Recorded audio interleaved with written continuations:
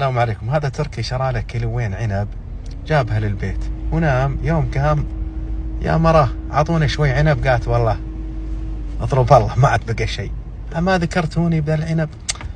على طول هو طلع من البيت وراح وشرى له ارض وبنى له مسجد، ضبط اموره. شوف هذه صورة المسجد هذا من 400 سنة يتسع 200 مصلي، وسماه كأني أكلت عنبا.